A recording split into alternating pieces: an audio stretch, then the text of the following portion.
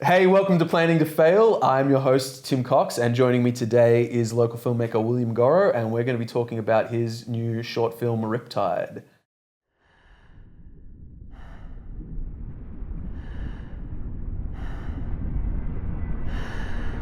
There's no flags. Just because there's no flags doesn't mean it's unsafe. What about Rips? I can't see. That's the point. I've got you. Where are we? Are you sure you don't recognize this place? I can't step on that beach again. Let's just go down here and make new memories. We can move on from this. Together.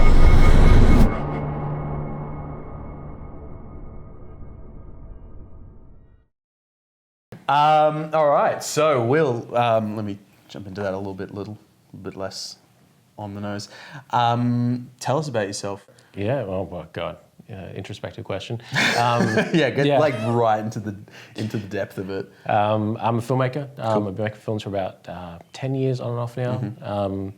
I writer, director mainly. I DP here and there. I was the DP as well on Riptide as well as the writer and director. Yep. I've made multiple short films, music videos, like little short documentaries and stuff like that. Yeah. And I mainly, like narrative and fiction, particularly drama and thriller, like psychological. Right. films. Can I just ask, like you say, 10 years on and off. What does that off part look like? Making art, as I'll take the risk of saying I do, is I think you can say it. Making in and out of working full time and doing stuff like that. Gotcha. I'd made short films and stuff with friends in high school. I'd made sort of little stuff with friends at uni, with or just wherever, a ragtag group of people that I could that had like-minded dreams of making films and stuff like that.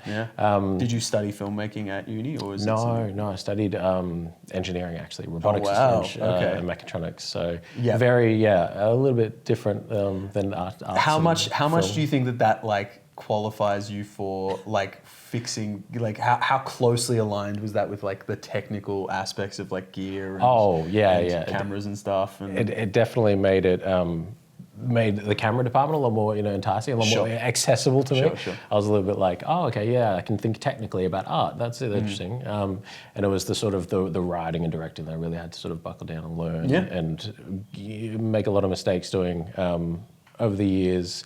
In terms of figuring that out, because definitely the technical side of filmmaking came a little bit easier because I sort of had a bit more of a technical background. Where do you draw that inspiration from? Is it like in terms of the writing, directing, coming up with stories? Where does that come from? If that was a little bit more difficult for you to find your way into that. Well, I think I've always had a bit of a I guess an artistic element to myself. Like I've always been into arts and crafts and drawing, and I was a musician and was in bands and stuff like that. And so like being creative, as in like expressing myself creatively, was always a big part of my identity, I guess. And wanting to tell story, I've always been like just obsessed with films and TV. And it's something that's like I think really it informed. Who I am as a person. There's a lot of movies I've watched and a lot of characters I've fallen in love with. Look, at the risk of getting way putting you on the spot here.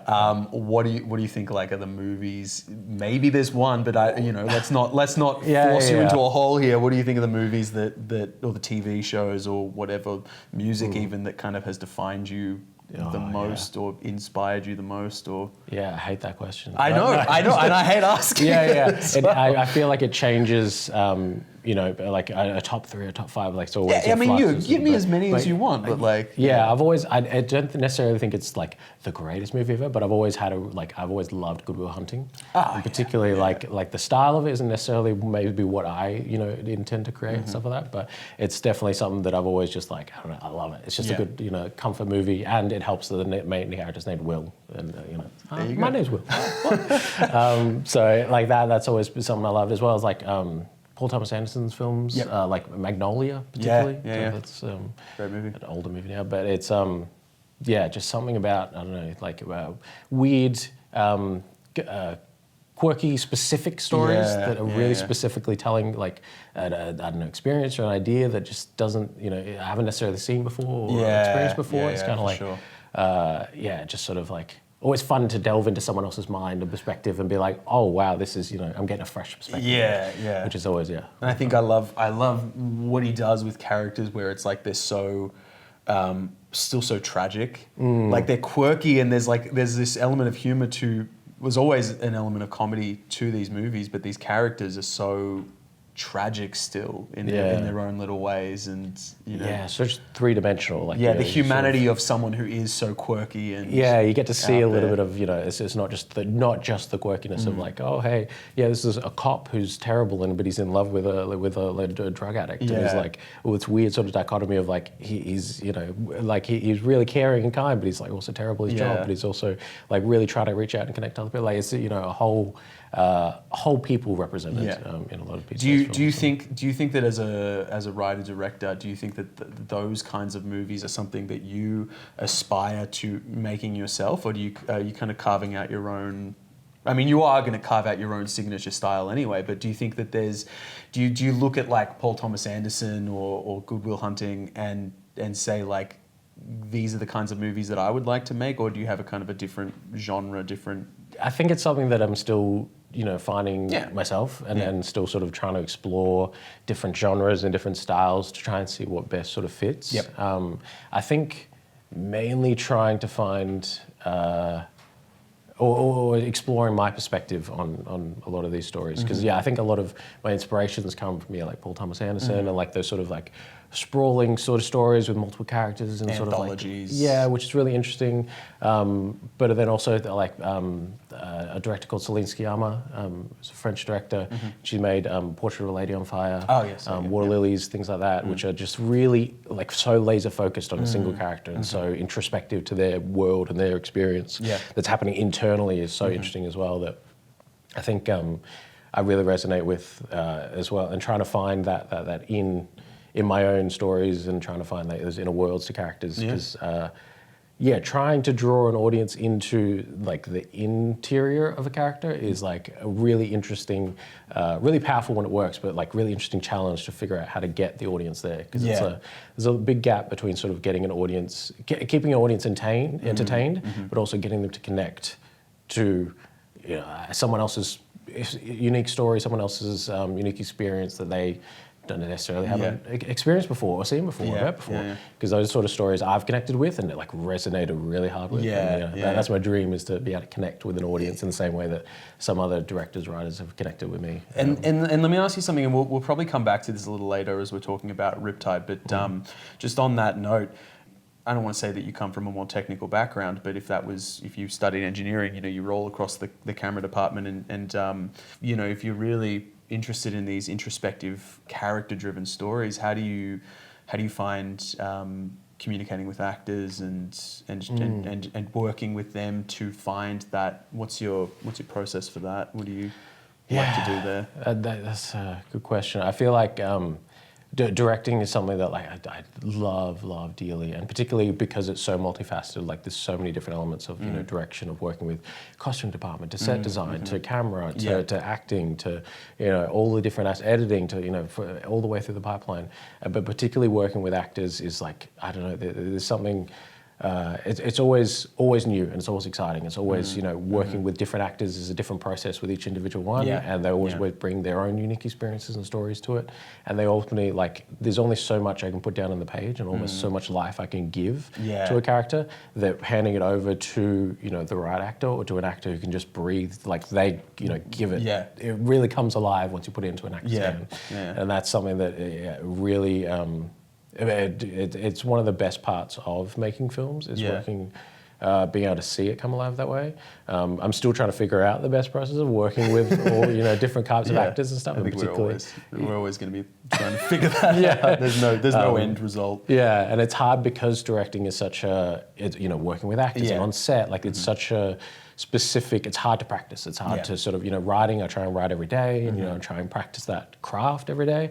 But directing, getting people together, getting on a set or, stuff like that, it's hard to do that consistently and do it a lot. So it's something that I try and consciously work at.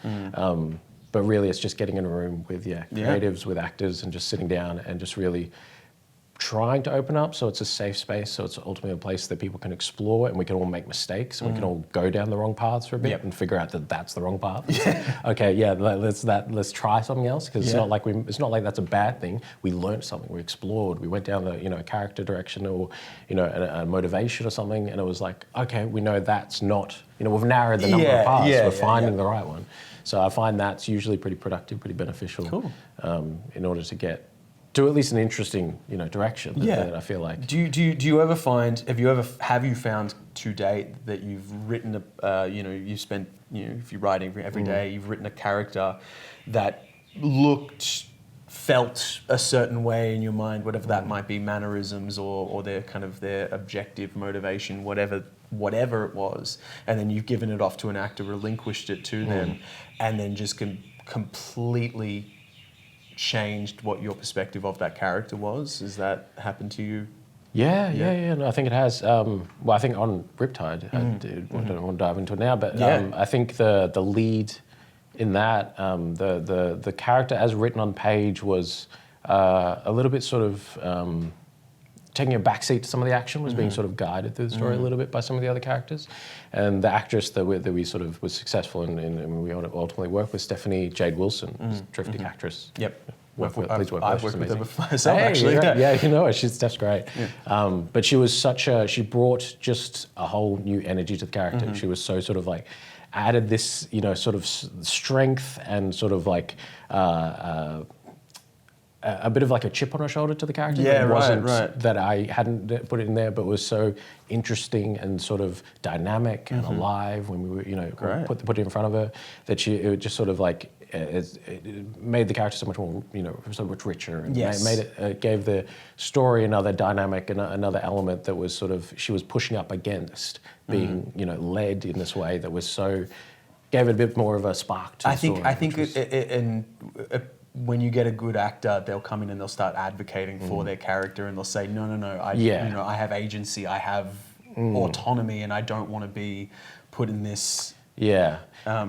And I've worked with different actors that some are like very much like, oh, I want to hear, tell me, show me the character, I want to be taken, I want to be directed, all that kind of stuff, which is, obviously very, very great to work with and stuff, but definitely some actors are very much, they have a character, they have, like they get in their corner and they start defending them, and they start really having this perspective. And it's great when, that's something that aligns with the creative vision and that you're working together on, but like it's also great when once to get to a point where you can like, I'm just going to hand this off to you and you are the arbiter of the character, you are the dictator, and when, when we're making choices or when we're going down directions and you feel like, we're not, this isn't what she would do, and be like, great, I want to hear that, I want to know, what is working, what isn't, what is this character, what isn't this character, sort of thing. And so it's great to have that ownership taken and really, have that sort of stamp of ownership being put on the character by an actor, which is powerful. Well, let's dive into talking about Riptide then. Do you want to? I mean, maybe you don't have to barrel the lines or anything.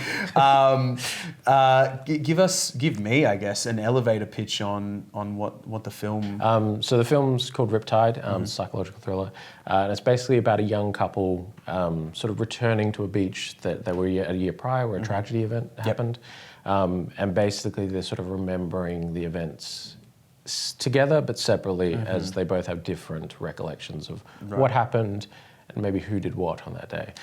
So there's a bit of psychological element to the sort of thriller element, but it's particularly we shot it all along the Mornington Peninsula. So we shot it a place called Fingal. There was beautiful redwood forest that we shot a few of the scenes in, but also Gunnamatta Beach. Which was it's a beautiful rocky surf beach, very beautiful, very raw, very out in nature. It was windy, it was sandy, it was freezing. We shot it in the middle of winter, which was great on paper. Like in winter, the sun's a little bit lower. You get some interesting angles of sunlight. The optimal, because we tried to use natural light for everything because we were out in remote locations. So we're just sort of we didn't use any sort of lights, fixtures and stuff like that. We just used negative fill and people hand holding stuff.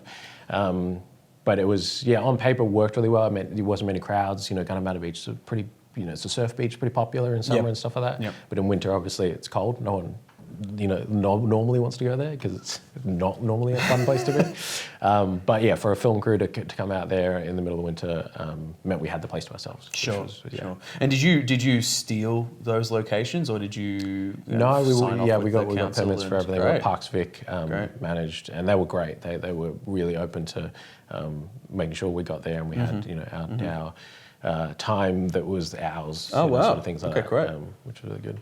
Did you? I mean, how does that process work? Did they like book out the whole beach for you, or did they just say you were allowed to film there? Yeah, they gave us permission to film there. Obviously, it was like shared space. Like we weren't, I couldn't just like tell people to go away. We did have. There was actually. Did you have any instances? We did. We haven't had an incident where we were shooting. At the Fingal, so it was a picnic ground, and just next to the picnic ground, you go over a little hill, and it's this beautiful like redwood forest, and like there was a scene where the characters are walking through and having a dialogue scene, and it looks like you're in the middle of nowhere, but just over the hill there's a picnic ground and amenities and all this kind of stuff. So it was perfect for setting up the crew and stuff.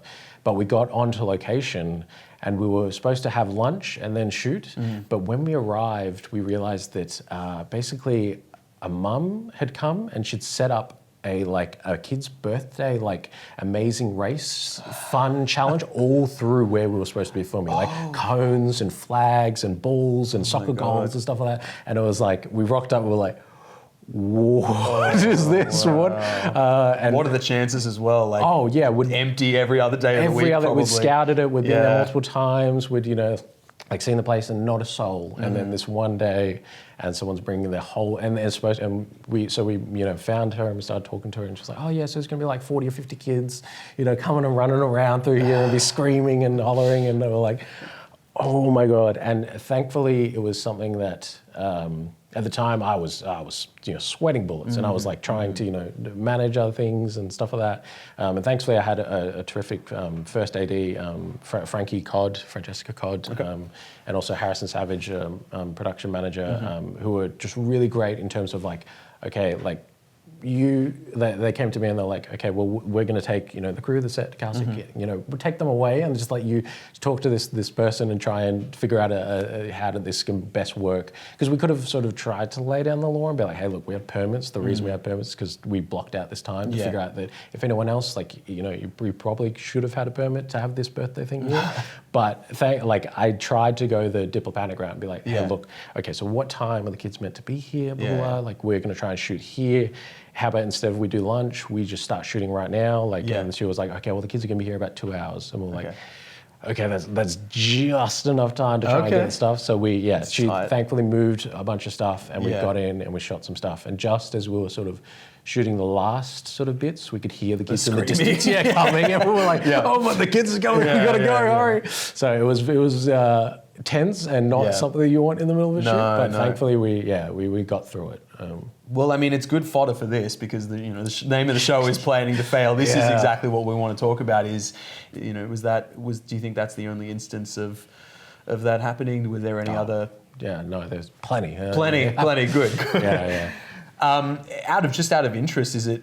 I mean, because if you're talking about a big redwood forest, was it possible just for you guys to have moved to a different section of the forest, or did you kind of find only the one spot that would have worked for you? Yeah, through it, they had set up across most of it. Oh wow! Okay, all right. So they really are doing. Yeah, but where we'd basically planned it out, because the scene we were doing was two characters sort of walking through the woods. There was only sort of one strip long enough in order to have the space in the forest to have the actors and the camera walking alongside sort of thing, because it was quite sort of built up, like bushy and stuff in other areas. So it was kind of like, this is most ideal stretch. Like we could have moved it, but it would have really sort of been a lot physically harder, maybe taken us longer, and then would have overlapped with the kids a bit more and stuff like that. So. It was a bit of a juggle of like, okay, do we compromise here, compromise there, kind of thing. But thankfully we managed to stay in that spot and appease everyone. Everyone got what they wanted. They still had we wouldn't ruin a kid's birthday. Thankfully. So we managed to sort of work through it and get what we needed. Yeah. Don't mind the vacuum. They're just cleaning up after the Minecraft movie in the other theatre. Let's talk more about Riptide, about the process of you putting it together. How how did it all start? Where did the idea for the story come from, and what put the fire in you to make it? Yeah. Well, the sort of film plays with sort of themes of like gaslighting and sort of coercive control and things like that. And so that was the theme I'd sort of been wanting to play with in a story. I'd sort of had life experience with it, so I'd sort of want to figure out a way of getting that into a short story, a short film. For a while, and so that was sort of a separate little germ I was trying to grow. And at the same time, I'd sort of, after the pandemic, I sort of got into photography and landscape photography. And so I'd done a bit of traveling along the Victorian coast, just taking photos at sunset and stuff. And we've got such a beautiful coastline here. It's incredible. But some of these locations were so beautiful, but so sort of raw and so sort of dangerous. Like there was sort of an inherent sort of contrast of the beauty and the danger. Like this sort of thing that I was like, this would be a really interesting setting. To shoot something that's maybe a bit darker. One thing I loved about it was that sorry to interrupt. There was very much like an Australiana sort of vibe to it. Like there's so many films that we have where like the landscape is like this kind of beautiful but like ominous threat and presence. And so that was something I think you really captured wonderfully. With that film. Yeah, I think there's a good tradition of the country we're living, the land we live on, unceded land is constantly a danger to is very beautiful but also can be very dangerous. Absolutely. I think. So having that. It sort of lent itself to those themes of, sort of seemingly, safety of being in a safe relationship, but not quite, there being something under the surface that's not as it should be, sort of thing. Absolutely. Which sort of lent to that. But that was, sort of like, these were sort of mixing together in a pot, and then I had just a random experience of driving on the Great Ocean Road during a storm, and there was people out on the rocks, like fishermen, like just like fishing with massive waves crashing on it, and they would just disappear into the sea spray. Yeah. And I was just like, that's terrifying. Like, I don't know if I should call, like, should I pull over? Like, there's this person to be swept out to sea. They know what they're doing. It's them, they've obviously they know they're safe and stuff. But I was terrified for them, and I was like, oh my God. Like, this person could just be swept out to sea, and no one would know. And it was just like, that's an interesting thread for a short film. Yeah. So I'm going to weave that in there. So, absolutely. So maybe, maybe not the obvious thought that everyone would have seeing that, but it was, it worked its way in there. It was a little brain worm that sort of kept its way in there. So those three things sort of like came together, and kind of what Riptide turned into. Great. And then what was the process like after you had written it, after you had put the screenplay together? How did you approach production? How did you get into recruiting the crew and casting and once the script was sort of in a state that I was happy with, I brought on board my producer, Kai Vigor. Sorry, Kai, if I'm mispronouncing your last name. I've never actually asked you how you pronounce your last name. But basically, we worked together. We took it to a table read, and we had a whole bunch of other filmmakers and actors and writers read it and sort of gave it a bit more work and polish after that. But then, we basically sort of sat down and figured out sort of what we needed, who we needed, and from the crew sort of side of things, there were three cast roles. The lead character, Jackie, the co-lead, Tev, and then the fisherman character. And so we put out a casting call for that. We got about 100 applications for the three roles, which was really, really good, but it was a lot to sort of sort through and figure out. Like, there was so many different takes on the characters, different angles and different vibes and stuff like that. And we narrowed that down to the about 3 or 4 callbacks, like in-person callbacks for sort of each of the roles. And it was an interesting sort of process, because there was multiple that could definitely done the roles. Yeah. Like in different, their own unique ways, different ways, but they were definitely 100% perfect for the role, like in different sort of ways. You had to have a decision as a director of like what direction to take it in. And there was even a performer that was like maybe a front runner, but there was an element of we were up front and being like, look, we're going to shoot a film on location in Gunnamatta Beach in the middle of winter, and there's scenes where you have to get into the water. Yes. Like, it's going to be cold, it's going to be unpleasant. We're going to try and mitigate that as much as possible. We're going to try and keep you as safe and comfortable and warm as humanly possible, but that is going to be a reality. And there was one actor that really in the room was sort of like, I guess, like maybe, and it was kind of like, if you're hesitating now, Yeah. like if you're not 100%, you have to be 110% on board. Absolutely. Because like, if you're hesitating now, that's you're going to be, it's going to be worse on the day. Sort of thing. So thankfully, like, Steph and Will Curtin, who played Tev, and David Maggetts, who played the Fisherman, were all just so gung-ho. They were just like, yes, no, I'm ready for the challenge. I'm ready to be there. You know, like, I'm totally going to be 110% on the day, sort of thing. And they were like, and I absolutely know in my heart of hearts that they were complaining and they hated it so much, but they never once said that to me. Or like, they were constantly like, I can go for another one. You do need more? Let's go back in the water. Let's do it. I'm totally fine. Yeah. And being like, I can't, in good faith, but we've got what we need. Let's get you warm. Let's get you fed. Let's get you, comfortable. How did that feel for you as the director? Like, because I imagine that you felt some sense of responsibility that they were putting their bodies on the line, and obviously you would want to protect them and keep them safe, but keep them warm mostly. Yeah. But then at the same time, you're also battling with the desire, the want, and not just your own desire, but like everyone on that set, including the actors' desire to get the absolute best possible finished product. How did you kind of reconcile, making them uncomfortable, unfortunately making them uncomfortable, with also wanting to? Yeah, it was hard. Thankfully, I was also the camera operator, so I was in the water with them. So I was never asking them to do anything that I wasn't actually doing it like as a true leader. Yeah, because I don't think I would have been able to do that. And other, crew and stuff. And we sort of planned for a few people to be in the water as possible, but on the day it just sort of ended up that everyone ended up wading into the water anyway, like, helping out or trying to manage, like, because the cast and crew was so good and connected so well that everyone was trying to support each other and keep each other safe and warm and keep each other, like, morale high and stuff like that. It was very much I was very ready for there to be a mutiny in the middle of production, and they're like, no, we're leaving, this is too cold, this sucks. But no, it was the absolute opposite. Like, everyone just sort of came together and was very, like, trying to keep, protect each other and keep everyone, as dry as possible, as warm as possible. But it was really hard to sort of be like, okay, no, I think we need to go for another one. That we just need to tweak these things, sort of stuff. Whilst watching, everyone physically shivering. I can do that. It was a bit of had to sort of switch that off and be like, look, I'm gonna always ask you, can you do another one? And if you it's totally up to you. There was no problems, issues, there will be no blowback if you say no. If you got to get out, you got to get out. That's 110%. You draw that line.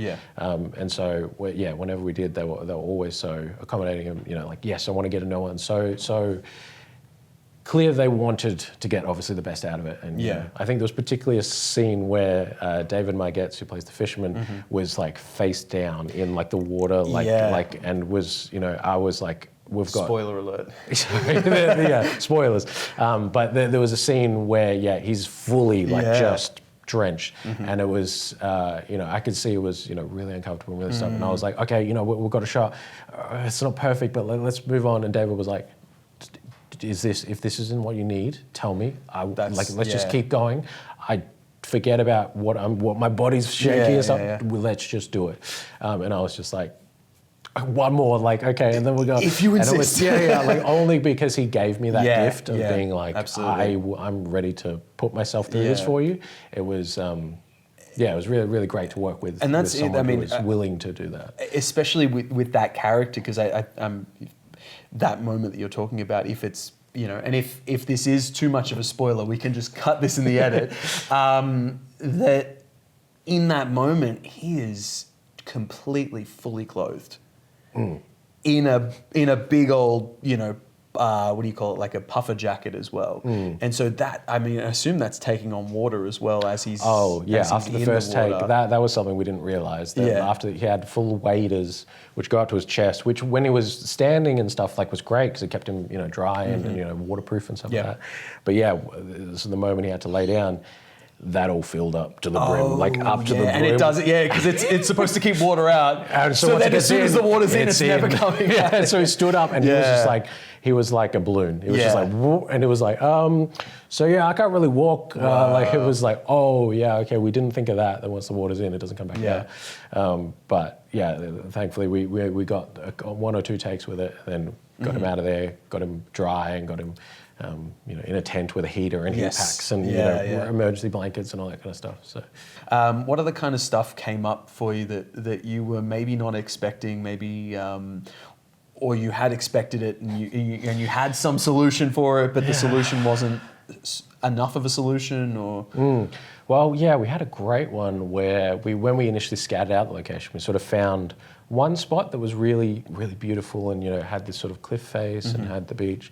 And then we walked a little bit further just on the other side of the cliff, and the beach was just so much more interesting. Like these big, jagged rocks, and it was really sort of like a hazardous beach. Like it was really sort of had this danger to it, whilst being so beautiful, and you could sort of see all the way out to the coastline and stuff. And it was just really nice. So we're like, and we went back, high tide stuff like that, and we're like, okay, yeah, there was this space, we can set up stuff here, all good.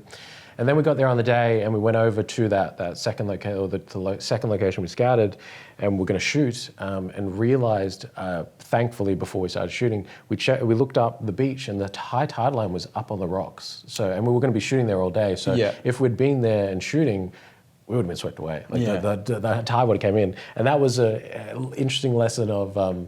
The tide changes, high tide changes. It's, like we scouted a month ago, now it's different a month later. The beaches are moving, organism, the sand's changing, the waves are changing. And it was like, so we carted all this gear out to this location, and we're like, oh, we can't shoot here. We're going to shoot a whole day here. We're going to have to move everything back to that first spot that we went. So thankfully it wasn't too far, but it was like a moment of like, oh, the entire plan we had for there was to shoot here. Yeah. That's out the window. We're going to move. We're going to shoot to this other spot that has, is way further up on the beach, and we won't be affected by high tide, which was in the moment like, oh my God, this is the worst. Like we have completely screwed this. This is going to be terrible. Thankfully, once we got to the other location, set up and calmed down, it was like, oh no, this is the spot. This is perfect. Like, the sort of cliff from that angle worked its way into the story so much better. It was just meant to be, but in the moment it was definitely like our plans out the window. This is completely messed up. I can't believe we didn't foresee this. Why do we not research tides? Well, I think that without sounding too much like a pretentious wanker, there is some nice poetry about the fact that you have to ebb and flow with the tide and adapt to the changing of the tide, literally and metaphorically. Thankfully, we'd had options and prior stuff, but it was definitely something that we had to throw everything out. Because I feel like, a lot of filmmaking, and so much I've learned in my career, limited career so far, is that, filmmaking is so much of, you got to make the best laid plans in pre-production, and then you've got to be expected for everything to go wrong. For all those plans to go right, you got to be. It's constantly. To fail. You got to be planning to fail. Plug the show. It's very much every. I used to think when I first sort of shot my first shorts or was shooting things and things weren't going wrong that I'd messed up. That my plan wasn't good enough. That I hadn't thought of enough contingencies, outcomes. And now I sort of realised that no, that is the process. Absolutely. There's always things are always going to come up that you can never have foreseen, and it's constantly you've got to be able to solve in the moment. You've got to be able to figure that out, and you can have the best laid plans in the world, and it's going to go wrong. Or not even wrong, like it's going to change. And you've got to be open to the change. You've got to be open to where the story goes in that change, where characters go, where camera goes, or all that kind of stuff. Because it's very much, if you try to hold against it too much and cling to your plans, that's when the story sort of falls over. When things really sort of fall apart, is that it's if you can't be flexible, you break.